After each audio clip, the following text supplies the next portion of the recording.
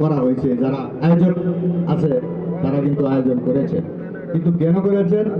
আমরা 16 ডিসেম্বর মাস, এই বিজয়ের মাসের উপলক্ষে আজকের এই অনুষ্ঠান। যাই হোক,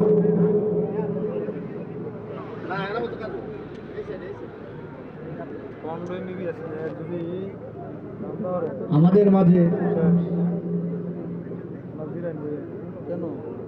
আয়তুল্লাহ মামু, আপনি মঞ্চে আসেন, আপনার মঞ্চ, আপনার আসন বহন করেন।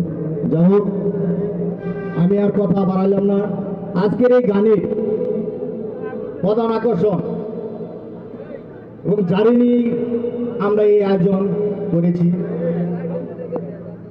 আজকের এই আয়োজনের প্রধান অতিথি সদ্য বন্ধুবর এবং ভাই রাজনীতি যোদ্ধা, আগেও বলেছি, গাজীপুর বিএনপির সিনিয়র সহসভাপতি, শ্রীপুর উপজেলার যুগ্ম সম্পাদক এনামুল হক মুনি ভাই এখন আপনাদের সামনে দু চারটি গুরুত্বপূর্ণ কথা রাখবেন।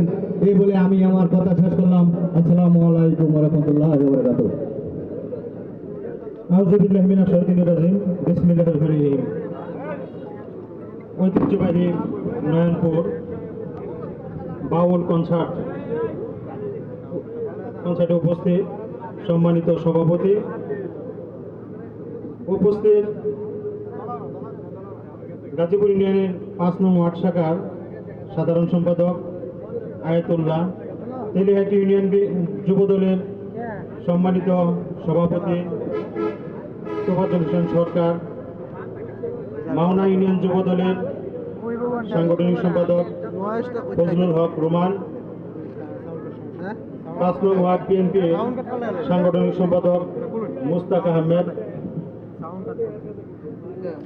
গাজীপুর ইউনিয়ন শিল্প অঞ্চল শ্রমিক দলের যুগ্ম সম্পাদক রুহুল আমিন, 6 নং ওয়ার্ড বিএনপির সাংগঠনিক সম্পাদক নান্নু মিয়া, গাজীপুর ইউনিয়ন ছাত্র দলের সাবেক সাংগঠনিক সম্পাদক আনোয়ার সরকার সহ সম্মানিত নেতৃবৃন্দ, সকলে আমার সালাম গ্রহণ করুন। আসসালামু আলাইকুম। আসলে এখন রাত্র অনেক হয়েছে, এখন বক্তব্য ভালো লাগবে না, আপনারা এখন গান শুনবেন, আমরাও গান শুনবো। এই আশাবাদ ব্যক্ত করে সকলকেই ধন্যবাদ জানিয়ে আমার সংক্ষিপ্ত আলোচনা এখানে শেষ করছি।